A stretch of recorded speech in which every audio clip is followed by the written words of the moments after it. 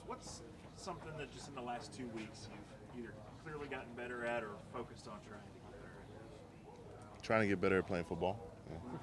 That's the goal, and working as a team. But just listening to my teammates and maturing as a player and looking at the finer details. How important would it be for you? How much would you want to go out there and start your NFL career, preseason game with a sack this game? No, I mean, it doesn't matter if it's preseason or if it's scrimmage. I want to display utmost dominance when I'm on the field. So I'm trying to have a dominant performance, whether it's a preseason or first series and whenever I get out there. What do you think it's going to be like Thursday night? Not sure. I mean, I have no idea. Never been, but hopefully it's a good atmosphere and we can have some good competition. And I know you've been gone up against Joe a little bit. There's NFL guys here, but are you excited to see whatever the game plan for you, what it's like to be out there against a whole other NFL team? I don't think they've game planned for me that much. They don't have much film to go off of, at least not of me now, and they don't know what I have to offer. So I look forward to sending a message through this first game. You've had to pull up every time you get to the quarterback, obviously, and getting there. How excited are you to actually Follow not through. Have to do that? Follow through. It's kind of a relief. It's really harder to avoid hitting him than it is to actually wrap him up and take him down. So now that I can follow through, I can actually show that I'm getting them and I'm making big plays. No, I mean, some guys just don't have it, one reason or another. I'm trying to follow the guys who were successful and did it the right way. They didn't go about it the wrong way, go down the wrong road with whatever it is they did. And whatever extracurricular activities they had in their off time, I don't want to deal with that. I'm trying to do it the clean and straight way. Oftentimes rookies, even real high draft picks, have to quote-unquote pay their dues and not be listed at number one on the depth chart. You're playing with the ones, you're listed number one on the depth chart. Is it gratifying in any way to be number one at your position on the depth chart? It is. It's an honor. Key said he was going to make me earn it, and I'm just trying to show that in this preseason and all throughout the season that I've earned it and that I'm here to stay. When Joe talked to us last week, he said you're the total package. He thinks you have everything it takes to be an elite pass rusher. When you're just the two of you, what kind of message is he giving you? Is he telling you the same stuff? I wouldn't say like that.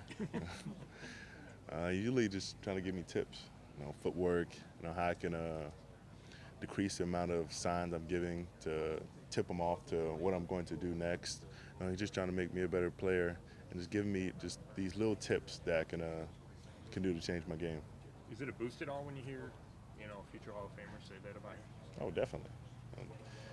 No matter if I was a receiver or whatever position I was, if he's giving me any kind of credit or any kind of technique, I'm gonna take it into mind because he's been here for almost 11 years now, and he's still doing it at a high level, so he knows what he's talking about. Are these tips things you've noticed yourself, or are they new things that you might not have noticed? No, both. There's some things that you really don't think about, or you're focusing on something else during the rush, or when you're playing defense, and he's just trying to expand your focus. You're trying to narrow in, but there's certain things you have to pay attention to during those 6 seconds you're during the play. On a team that's so young, how beneficial is it to have guys like Justin Bryan and Joe Thomas to help you, and not just you, but the other young guys on the team? They're definitely the guys that we look up to and try to pattern ourselves after, because they've been here for so long. They're doing it the right way, and you know that because they're still playing at a high level. They're still, like Des, he's coming back from injury and going with the ones and still performing well. And Joe, he's the Pro Bowl man. So just knowing that you have those guys behind you, you're playing with and against every day. They're going to make you better players, and they're going to teach you the things you need to know to be a better player. Who's your favorite pass rusher that's currently in the NFL right now? Do you study his film and maybe name a couple of guys one particular guy, really don't have one. It's probably Khalil Mack, J.J. Watt, and Von Miller. Those are guys who are doing it the best right now. And there's other great pass rushers, but those are some of the guys that I just watch. And so you watch a lot of their film, and you do that kind of just by yourself in your free time? Just watching those. I got to learn how to rush. I mean, they've got it down to a science. It's like second nature to them. So I want to get it down to that same way for me. In the context that we're focused on Osweiler a little bit more now that he's been named the starter for the opener, would you share your impressions of Osweiler? I'm really not, paying attention where he's throwing. I'm trying to take him down. So if he's getting it there, that's fine. But You notice how tall? I mean, you notice his height, don't you? But I mean, height's only one thing. And you can have short quarterbacks like Drew who are perennial all pros and play at a high level for years to come. It's much more than height. Hey, Myles, I'm sorry, Mickey. I talked to you personally about it, but when Bruce Smith was here, what was that like? What did it mean to you, and how much did it help? I mean, it showed they really cared about trying to mold me into a great player, and I definitely appreciate it. And just him coming onto the field and not only just standing there and watching, but after every play coming to me with one thing or another, just trying to improve my game. Just think about this when you do this next time, or when you're going on this next play. Just check out this tip or this signal that he's giving. Just this, like Joe was saying, expand your focus. You ever sit back and think, wow, I had the all-time pass sacker and here helping me out personally? Yeah, I don't think about it like that. I think about it man to man as another football player, and hopefully, I can pattern myself a little bit after him. Just take a couple of things that he's done, and just pick a few things from guys who are playing now, because the game's adapted from when he's played, and mold myself into something great as well. Have you expanded your array of pass rush moves since you've been drafted and been here? Definitely.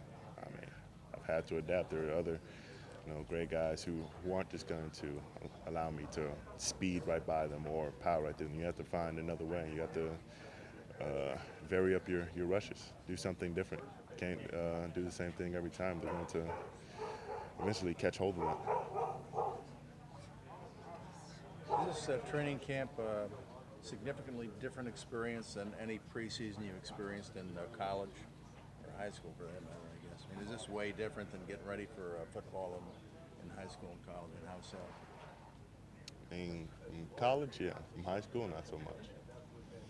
In high school, we had 2 days, so it's a little bit different than that. But the competition a little bit different. There was a little less competition in high school. A little warmer, too. It was at least above 90 every week. It seemed like work, or are you having fun out there? I'm having fun. It's work, but you can make work fun if you're doing well.